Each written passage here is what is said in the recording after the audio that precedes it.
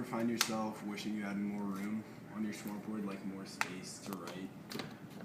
Like on the board itself? Yes. No, that's usually sufficient. Oh, okay. And then how is it with do you let your students use your smartboard as well, or is that just your smartboard? No one else touches it? I do sometimes. It depends on the activity that we're doing. If we're collecting data, sometimes I just have students come up and do it, or play with things and adjust them. I don't do it most of the time because it's time consuming. Use your smartboard on a daily basis for class? All the daily notes that I do are on the smartboard. So anytime I give out a handout, I usually have the same thing on the board. So they can see on their paper exactly what I'm doing and follow along with what I'm doing. Usually at the end of the day, I will take the notes that I've saved on a smartboard file and then save it and then put it up on Blackboard so that students can see it. If they miss something or if students were absent that day, they can go back and refer to that. So that's the Smart Notebook. I also use my computer and I project if I'm doing other activities or if I'm using other software. I use Geometer, Sketchpad, and Fathom a lot for my math classes. And it's good for just being able to show stuff on the board and to move things around.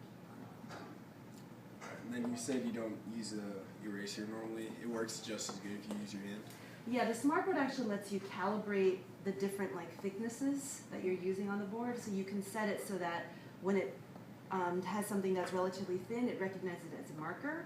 If it's a little bit thicker, it recognizes it as a finger. So I can use my finger to move stuff around or to scroll.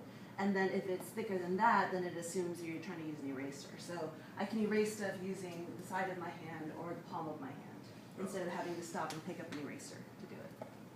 All right. And then what do you find your students like to use more on a daily basis?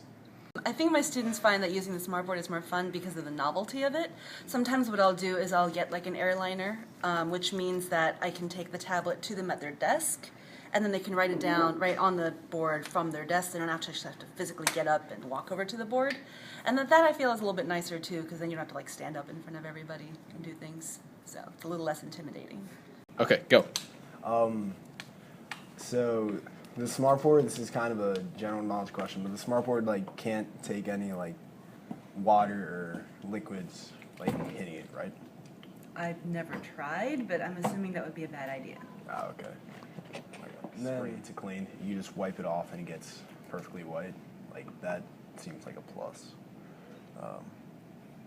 Okay, go. All right, the first question we have to ask you is, do you ever find you having technical difficulties with your smartboard?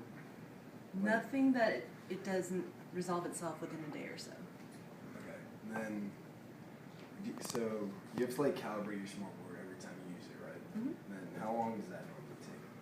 To calibrate it? Yeah. About 30 seconds. Do you know how much the smartboard costs, or was that all school funded? It was school funded. I did not pay for my smartboard. Okay. Do you ever use your whiteboard? Or Yes. Is that just for, I'll use the whiteboard. You can probably tell there's some eraser marks on it. what do you normally use your whiteboard for? Anytime I'm doing something that's not easily done on the smartboard, or if I need something to stay up, because on the smartboard you can only see so much at a time, and I'm scrolling.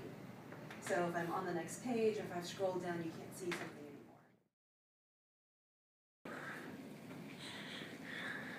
Excuse me. Oh, hey, didn't see you there. What's up, buddy? What do you think about, if, since the smart boards, they require a lot of cables in order for it to make it work, and those cables are always all over the floor. Do you think that, that's kind of a That's a kind of a safety hazard. hassle? Yeah, that's a safety hazard right there. People could. What do you think about the calibration? Apparently you have to really perfect that, and you really have to get the dot at the center all 6 times. And a lot of times teachers always mess up and they have to recalibrate over and over and over again.